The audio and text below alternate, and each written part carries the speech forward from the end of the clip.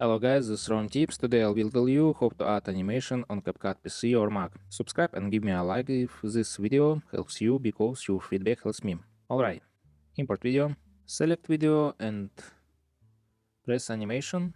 I'm using fade in.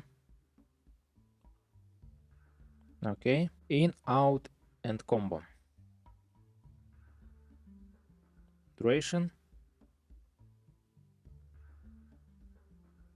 Okay, out,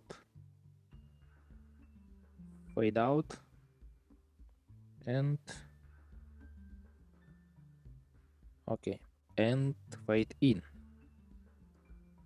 Finish, subscribe and give me a like if this video helps you because your feedback helps me.